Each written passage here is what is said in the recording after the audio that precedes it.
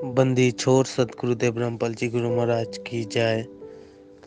सत साहेब पवन भगत जी मैं दिवाकर दास पश्चिम बंगाल के सिलीगुड़ी से बोल रहा हूँ।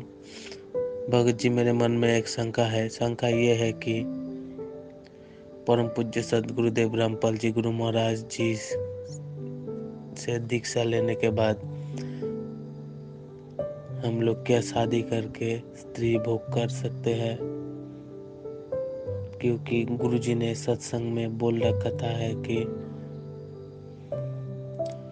काल भगवान ने सतलोक में यही गलती किया था जिसके कारण उसको श्राप लगा है और सतलोक से निकल दिया था परमात्मा ने। कृपया इसके ऊपर एक वीडियो बनाइए। सत साहेब। बंदी छोड़ सतगुरु रामपाल जी महाराज जी की जय हो। परमपिता परमेश्वर के सभी प्यारी आत्माओं को मुझ पवन दास का सतसाई भगत जी। बड़े भैया, आपकी इस शंका का समाधान करने के लिए अब लगता है पवन दास की कोई विशेष जरूरत नहीं है, क्योंकि पवन दास की जो सेवा थी संगत में शंका समाधान कार्यक्रम के माध्यम से या फेसबुक पे जो हम लाइव आते हैं उसके माध्यम से पवन दास की जो सेवा परमपिता परमेश्वर सतगुरु रामपाल जी महाराज जी ने लगाई थी वो ये थी कि भाई अपने सतगुरुदेव को ही परमात्मा मान के चलो, अपने पूज्य गुरुदेव को ही कबीर परमेश्वर मानो, क्योंकि सतगुरु हो या गुरु हो या तत्वदर्शी संत हो उसकी भूमिका केवल परमपिता परमेश्वर कबीर साहिब ही निभाते हैं। अन्य कोई भी व्यक्ति इस पृथ्वी लोक में कबीर के भक्ति मार्ग में गुरु, सतगुरु और तत्वदर्शी संत की भूमिका नहीं निभा सकता है। तो पूज्य परमेश्वर ने दास की जो सेवा लगाई थी पिछले 3-4 वर्षों से, उसके बाद में अब उसका रिजल्ट ये निकला है कि जिन जिन आत्माओं ने दास की संगति करके परमेश्वर के ज्ञान आधार से और जब से अपने परम पूज्य गुरुदेव सतगुरु रामपाल जी महाराज जी को अपने हृदय से, अपनी आत्मा से, अपने विचारों में उनको कबीर परमेश्वर के रूप में बैठा लिया है कि मेरे पूज्य गुरुदेव के अलावा ना मैं किसी कबीर जी को जानता हूँ, ना मुझे किसी कबीर जी की आवश्यकता है, ना मुझे किसी कबीर जी की फोटो का प्रकट दिवस मनाने की आवश्यकता है। मेरे कबीर मेरे पूज्य गुरुदेव हैं। अगर मैं प्रकट दिवस मनाऊंगा तो अपने परम पूज्य सतगुरु रामपाल जी महाराज जी का 8 सितंबर के दिन मनाऊंगा। तो जिन जिन भगत आत्माओं ने, चाहे वो बहन हो, चाहे भाई हो, चाहे माता हो, चाहे बुजुर्ग हो, जिन जिन पुण्य आत्माओं ने अपने दिलो दिमाग से, अपने हृदय से, अपनी आत्मा से इस ज्ञान को आधार बना के अपने पूज्य गुरुदेव को ही परमेश्वर मान लिया है, परमेश्वर ने उनका ज्ञान योग खोल दिया है। और ये सत्य है, जो जो आत्माएं अपने गुरुदेव में ही कबीर परमेश्वर को देखेंगी उन पुण्यात्माओं का परमेश्वर ज्ञान योग खोलते चले जाएंगे। और इसी का ये परिणाम है बड़े भाई कि आपने जो सवाल किया है, अब आपके सवाल का आंसर, यानी आपका जो सवाल था, आपकी जो ऑडियो थी, वो मुझ पवन दास तक पहुंचने से पहले ही परमेश्वर ने 2 आत्माओं को ग्रुप में निमित्त बनाया और उन दोनों आत्माओं ने 101% परमपिता परमेश्वर सतगुरु रामपाल जी महाराज जी के तत्व ज्ञान आधार से आप जी की शंका का समूल निवारण किया है। तो दास को आवश्यकता नहीं है और दास यही चाहता है कि हे परमपिता परमेश्वर, इस पवन दास जैसे लाखों संगत में खड़े हो जाएं, हजारों संगत में खड़े हो जाएं। परमेश्वर दास यही चाहता है कि दास की कोई आवश्यकता ही ना हो, दास का नाम ही किसी के दिमाग में ना हो, क्योंकि आपका हर बच्चा जब आपको परमेश्वर मान लेगा तो जैसे आपने मुझ पवन दास के ऊपर दया की है ये सारी बातें समझने की, ज्ञान योग खोलने की, परमेश्वर आपका विधान है जो जो आपको परमेश्वर मानेगा आप तो सबका ज्ञान योग खोलेंगे। तो दास की विनती है, ग्रुप में जिन भाइयों ने इस शंका का ज्ञान आधार से निवारण किया है, दास केवल उन्हीं दोनों भाइयों की, एक अपने चंडीगढ़ से विकास भगत जी हैं, एक और भाई है, दास नाम नहीं जान पाता, उसके लिए माफी चाहता हूं।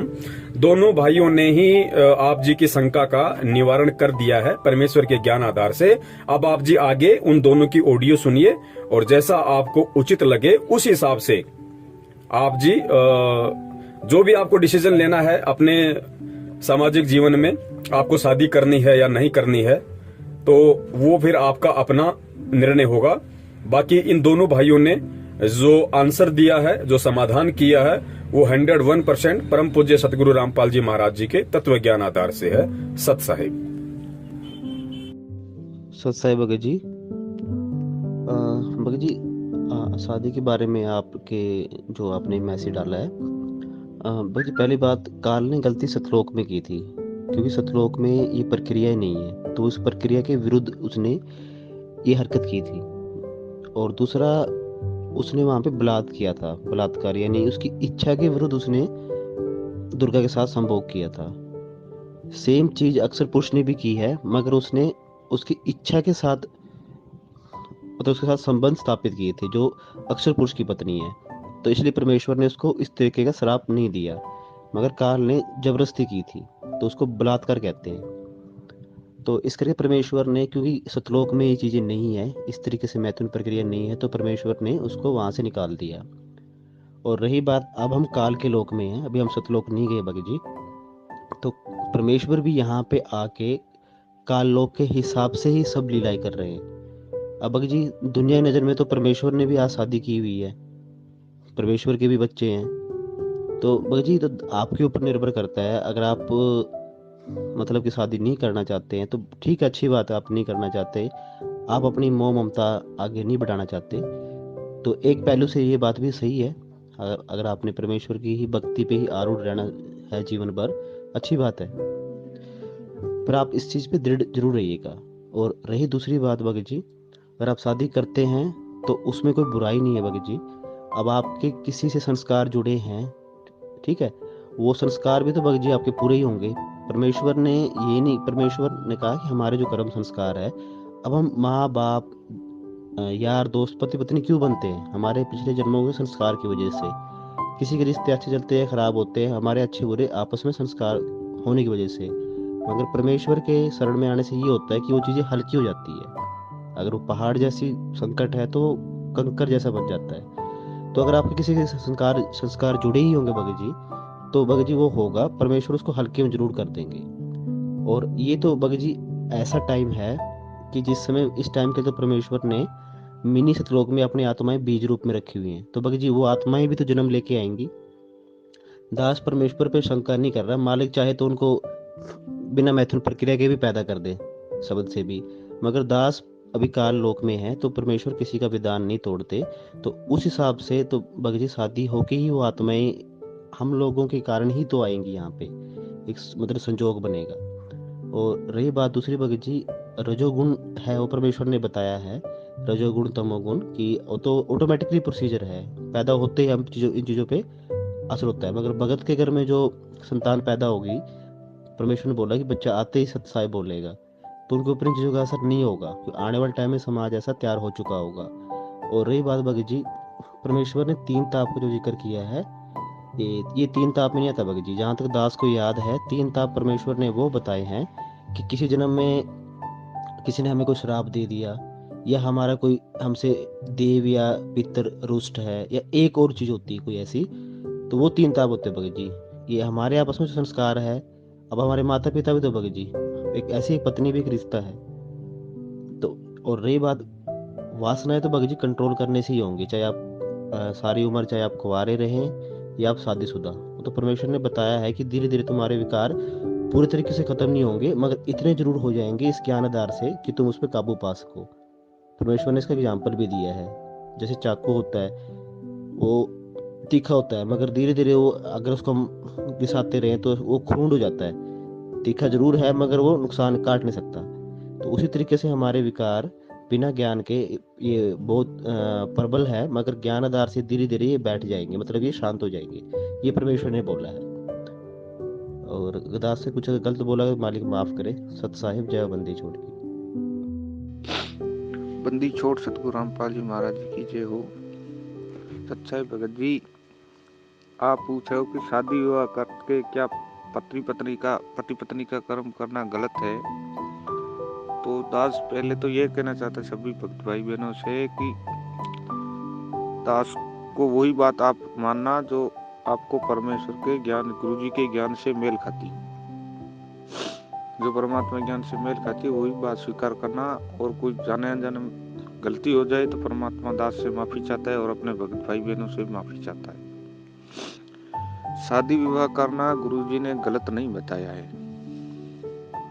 वैसे तो गुरुजी ने संध्या आरती के जो शाम की हम आरती करते हैं उनके भक्ति बोध सरलार्थ में ये लिखा हुआ कि जति 2 प्रकार के होते हैं। एक तो वो जति होता है जो आजीवन बिना विवाह किए रहता है, विवाह नहीं करवाता,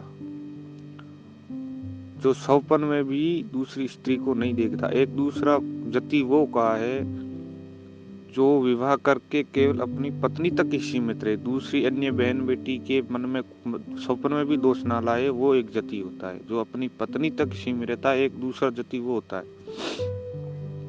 यदि शादी विवाह यदि गलत होता तो गुरुजी गरीबदास परमात्मा स्वयं कबीर साहिब जी, वो संत रामपाल जी हैं वैसे तो, यदि शादी विवाह करना गलत होता, यदि संतान उत्पत्ति करना गलत होता तो परमात्मा गरीबदास जी रूप में आकर शादी नहीं करते, क्योंकि उन्हें परमात्मा तो पहले मिले थे 10 वर्ष की आयु में, शादी बाद में की, बच्चे भी किए पैदा, वो तो एक लीला की। यदि शादी विवाह गलत होता तो गुरुजी परमात्मा ये लीला नहीं कहते, और आज भी संत रामपाल जी के रूप में आकर ये लीला की है।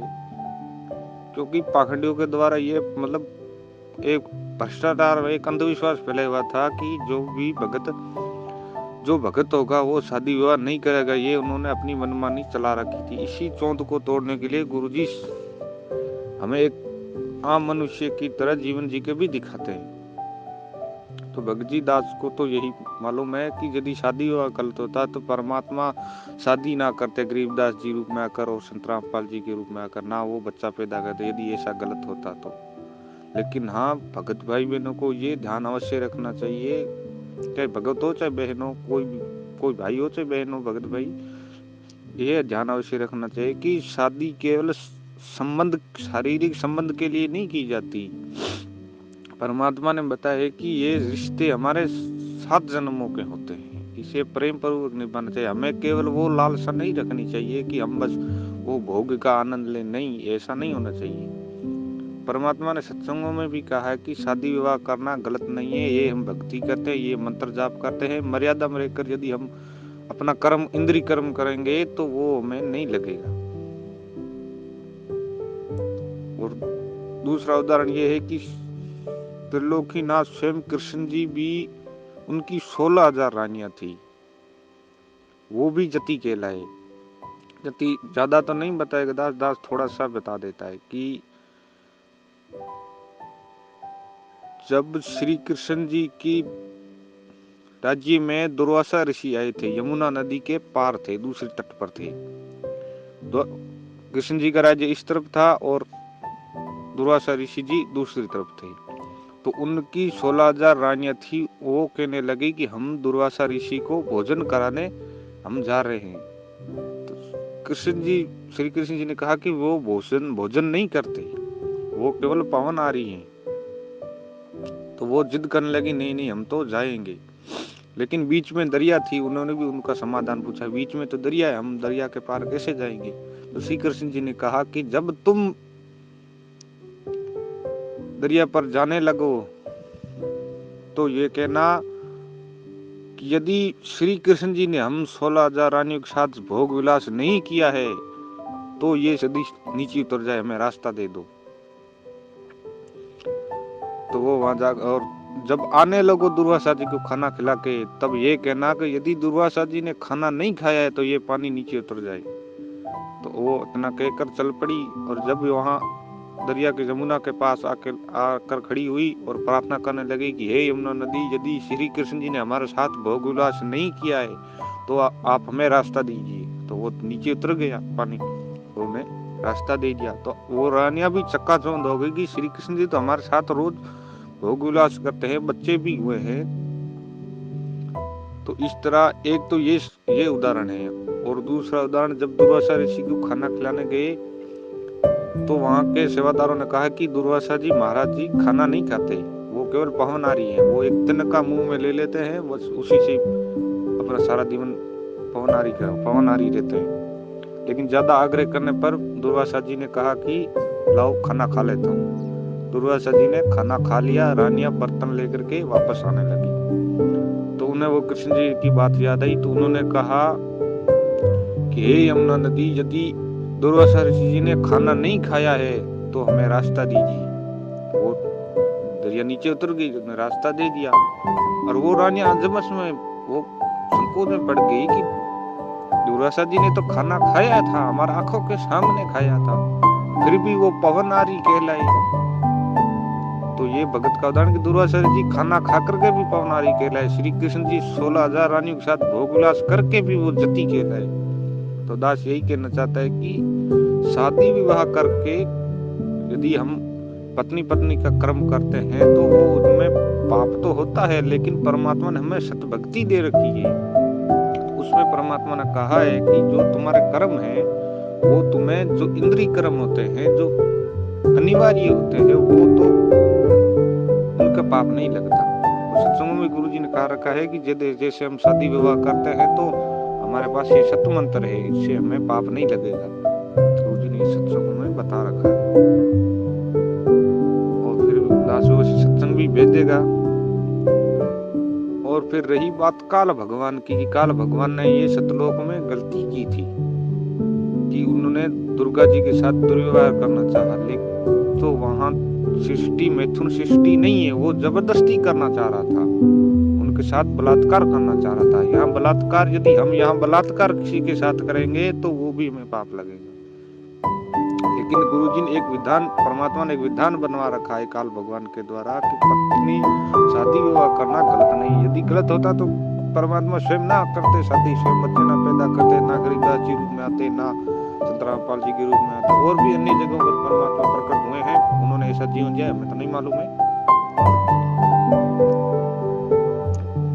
तो भगत भाई बहनों, दास को इतना ही मालूम था, और आगे आपकी मर्जी, जो आपको ठीक लगे वो देखिए, अपनी अपनी बुद्धि की बात है। दास को इतना ही पता था। अच्छा है।